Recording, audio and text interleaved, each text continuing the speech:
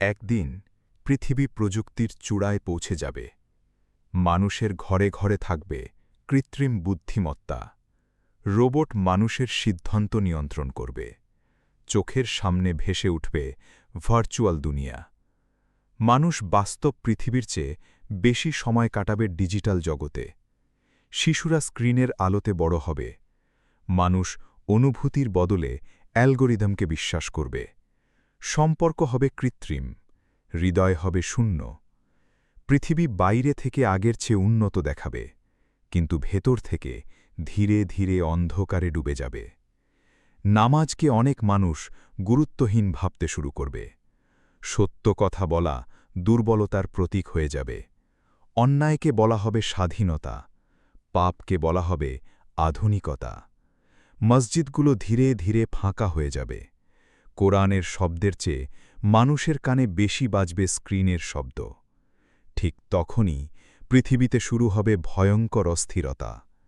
একের পর এক অর্থনৈতিক ধস, খাবারের সংকট, পানির অভাব, বিশ্বব্যাপী যুদ্ধ।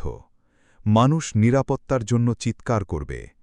পৃথিবী অপেক্ষা করবে এমন একজন নেতার জন্য যে সব সমস্যার সমাধান দিতে পারবে।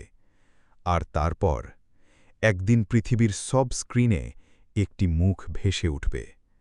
একটি রহস্যময় ব্যক্তি। তার কণ্ঠ হবে অদ্ভুত শক্তিশালী। তার কথায় মানুষ মুগ্ধ হয়ে যাবে। সে বলবে, আমি মানব জাতিকে শান্তি দিতে এসেছি। পৃথিবীর কোটি কোটি মানুষ তাকে স্বাগত জানাবে, কারণ সে এমন সব কাজ দেখাবে যা মানুষের কাছে অলৌকিক মনে হবে। শুকনো জমিতে বৃষ্টি নামবে। মৃত অর্থনীতি আবার জেগে উঠবে। ক্ষুধার্ত অঞ্চল খাদ্যে ভরে যাবে।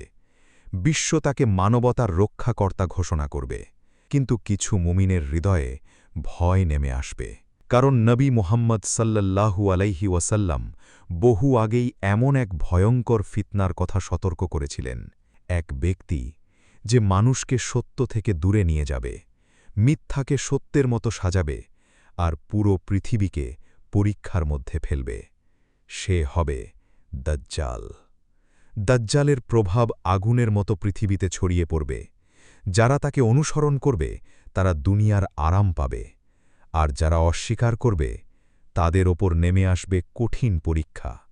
মানুষ ভয় পেয়ে ধীরে ধীরে ঈমান বিক্রি করতে শুরু করবে। কিন্তু তখনও কিছু মানুষ রাতের অন্ধকারে সিজদায় কাঁদবে। তারা ফিসফিস করে বলবে, হে আল্লাহ, এই ফিতনার যুগে আমাদের ঈমান রক্ষা করুন। আর ঠিক তখনই অন্ধকারে ডুবে যাওয়া পৃথিবী অপেক্ষা করতে থাকবে এক মহান আগমনের জন্য। কারণ শেষ পর্যন্ত মিথ্যা যত শক্তিশালীই হোক, আল্লাহর সত্য একদিন অবশ্যই বিজয়ী হবে।